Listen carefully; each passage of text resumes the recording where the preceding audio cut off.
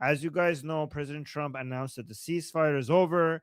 He's not interested in dealing with the Islamic Republic anymore. I guess we'll still talk, but as far as he's concerned, there's no more ceasefire anymore. And also, but beyond that, we also heard that President Trump had announced that the Islamic Republic has only, I think it was 48 hours or remember, but I know it's basically ending in a couple of hours. Only a few hours to come out and say that they were wrong to attack the ships, that they're not going to attack ships anymore, that even that the Strait of Hormuz would be open and that ships can go through the Strait of Hormuz, not just through the route at the north of the Strait of Hormuz, which is closer to Iran, which the Islamic Republic controls, but also the southern part, which is the Omani trade routes, right? The waterway that the Omanis control. So that's also okay. So they want the Islamic Republic to come publicly announce that. And the reason why President Trump is demanding that now is because the Islamic Republic had apparently contacted President Trump and said, sorry, it wasn't us. We didn't want to attack the ships.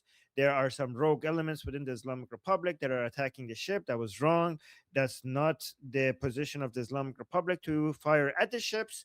So don't blame us, please. Sorry, like it's okay. So, by the way, this also shows how desperate the Islamic Republic is to stop the Americans from attacking, given that there's this much division. However, some people are saying that this is not a division. He's lying. They're all in on it. He's just pretending that there's division so that they could do this.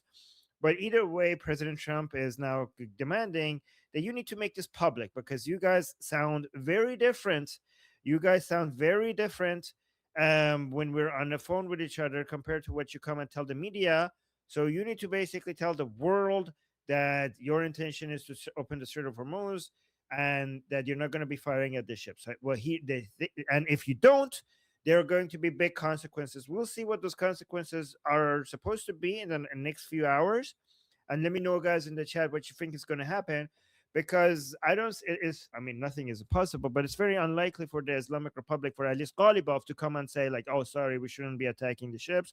Because if he does, that would be such a huge blow to his legitimacy, and the internal fighting between different segments of the Islamic Republic will become so high that it would be hard to see how the Islamic Republic would be able to survive that. So I don't see, I mean, even if the Islamic Republic survives that, how could Ghalibaf survive coming out and saying, like, yes, sorry, President Trump, we will not attack the ships anymore? So it would be very, very hard to see how Ghalibaf at least would be able to survive that. One thing the Islamic Republic can do is that they could throw Pezeshkian under the bus like they always do and basically ask him to go apologize, to be like, I didn't say it, Pezeshkian said it. So basically make him be the traitor instead of Ghalibaf doing that. So maybe this is what I would do if I was Ghalibaf. I would pressure Pezeshkian to come and say, like, yes, we shouldn't be attacking at the ships. We're sorry, we shouldn't have done that. And Ghalibaf would basically take the blame for saying such a treasonous, thing, a traitorous thing to the Americans. And Ghalibaf would be like, I didn't say it, he said it. But also President Trump would be able to come say, like, see, the presidents of their country said that. So it would be a win-win for Ghalibaf Trump if they manage to do that. I don't know, but I want to just make sure that everybody here understands that if Pezeshkian says something and comes and accepts blame or promise that they're not going to attack the ships or anything remotely close to that, Pezeshkian's words are meaningless. He has no influence. They're just throwing him under the bus so that the rest of the Islamic Republic doesn't take the blame from their regime supporters for betraying the blood of the supreme leader. So, but again, I'm not seeing any meaningful acceptance of any of these terms by the Islamic Republic happening within the next few hours. I don't know. We might all get surprised. We'll see. But also, people are pointing out that even if the Islamic Republic doesn't do what President Trump wants them to do, they're not gonna see any meaningful response from the White House militarily.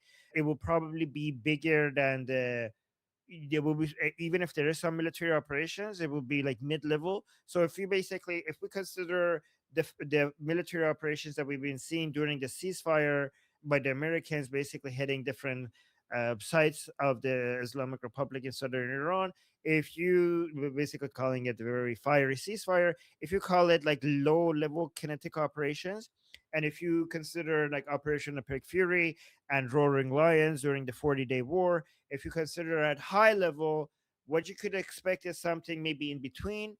What people are saying is that President Trump probably doesn't want to go to something as high in escalation as what we saw in the 40-day war because of low oil reserves in the United States and everywhere else.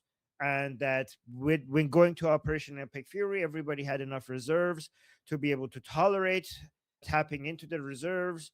And that's why oil prices didn't go to $200, $300. So Operation Epic Fury and everything, the closure of the Strait of Hormuz didn't make the oil prices go that high because the whole world had a lot of oil reserves that they tapped into. The second time around, if they want to do something like Operation Epic Fury, we don't have that much oil reserves to tap into. So that's why there's a less of a maybe there's a less of a uh, pain threshold. I don't know what you call it, a tolerance for going that aggressive, maybe. But that's what people are saying. I don't know. What do you think is going to happen? What do you guys think? By the way, when we cut this and this video is out, probably you people from the future, you're going to know what has happened. So you could compare what has happened to what people in the group are going to say.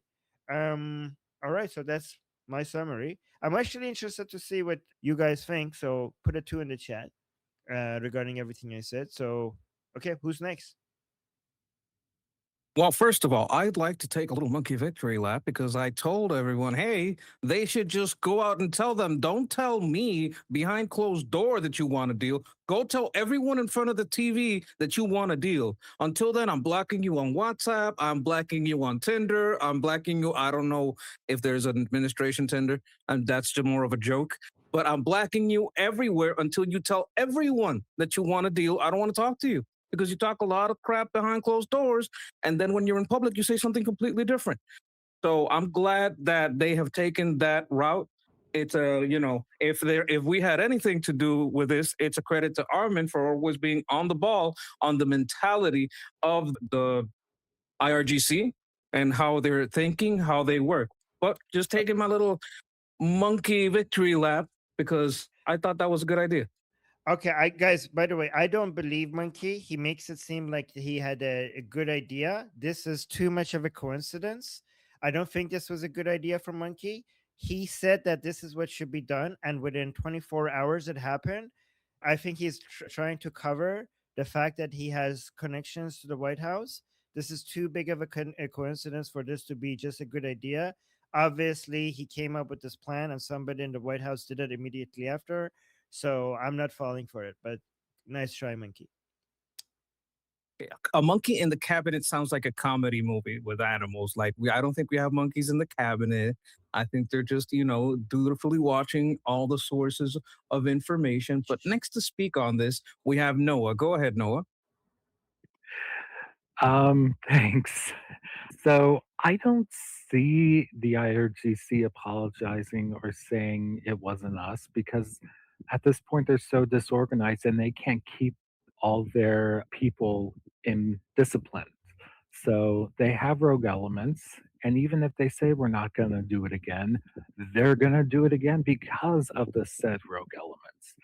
So yeah, I can see throwing Galiba or Possession under the bus, but they're going to strike ships again regardless because that's all they have left to do is strike ships and hit countries. But yeah. So to clarify, Noha, they're not saying we're never going to do this again. They're saying that we're not we who are negotiating with you, we want this to stop, but we can't make it stop because of this rogue elements within the Islamic Republic. So President Trump is saying, like, okay, if you can't control them, the least you could do is to come and publicly call it out as wrong. Like, come out and say, if you can't control them, just come out and say that we don't want to do this. The official position of the Islamic Republic is to open the Strait of Hormuz and not attack the ships.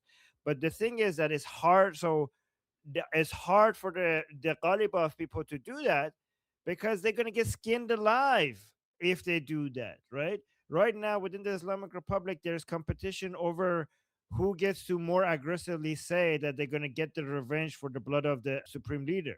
So imagine instead of that, Ghalibaf comes and says, yeah, okay, Americans are right. We're wrong. We shouldn't have done this. We shouldn't be attacking the ships. Let's give up the Strait of Hormuz. That is basically absolute surrender. That's an admission of complete surrender by the Islamic Republic. So it's going to be really hard for them to do that unless they find somebody to do that for them, which Pezeshkian is the best candidate. So let him take all the blame. All right. I would also like to remind everybody that this did happen before. It was more of an apology to the Persian Gulf allies, and the person who said it got told to shut the hell up. We've also seen Ali was and Armin was showing this to us that there's people like forcing each other to shut up. People are stealing the mic and crying over Mustafa. Like things are getting crazy over there.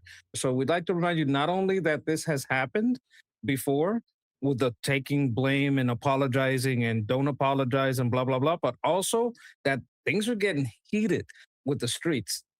And with that, I'm going to pass it off to Sherry. I wanted to, from some of you, you may not be familiar with President Trump until he started to run for office. But in his past, when he talks about the art of the deal, what he does is he goes behind back doors, he talks to them, makes a deal, but he always comes out and gives them an opportunity to save face. Even if they agree to his terms, he always has an opportunity to let them save face. And so that's who he is, and that's how he's always done it. However, dealing with these MFers, that doesn't work. Yeah. And he has figured that out. Also, on this, when people try and say, hey, why doesn't he go to Congress and allow them to vote on the military action, et cetera, et cetera? I'll tell you why he can't go to Congress. Because everybody in DC is mentally ill with TDS. All Not right. right. Can't disagree with that. There's a lot of TDS out there. Next to comment on this, we have Jeffrey. Go ahead, Jeffrey. Yeah, I mean, regarding the overall oil reserves or strategic stockpiles, I mean, a basic breakdown of strategic oil reserves as they stand right now. Globally, you have about 25 days of global consumption. That's with the Chinese Communist Party, the United States, and Japan holding about 80% of the known strategic stocks. We're down, we have about 100 to 125 days of net crude imports. It's very much, we have about 320, 350 million barrels, about half of our overall total reserve capacity. Europe, about 50 to 80 days, 150 to 180 million barrels. Gulf states combined, about 200, 250 million. Then again, I mean, they're the ones that produce a lot of it. The Chinese Communist Party between 1,300 and 1,400. They're actually the world's largest as far as quantity of oil. That said, their consumption about 90 to 100 days. India, about 8 to 10 days. Central America, it's very low and negligible. Mexico has limited emergency stocks, about 10 to 15 days or less. South America, about 20 days or less. Brazil has some stocks. Venezuela has production capability, poor storage and infrastructure. So they don't really have any major strategic petroleum reserves. That's kind of where things are at as far as like the oil issue, like global strategic oil reserves. I mean, if people were thinking about how they're going to game out what the state of strategic oil reserves are playing in, say, cost benefit or risk analysis surrounding what to do with regime remnants. Just a little bit of just trying to help give people a tool and a map to get through to kind of like meander through the topic. That is appreciated. Knowing who has the reserves and where they are is important. My name is Armin Navabi. I'm an Iranian political analyst with decades of experience fighting the Islamic regime inside and outside of Iran. Make sure you follow me for more, and also make sure you join our discussion group. I'm there almost every single day. Come talk to me there and the rest of the people there in our group calls. It's a great place to meet and talk to people who like talking about politics. The link is in the description and or in the bio. You could also get there by scanning the QR code on the screen. See you there.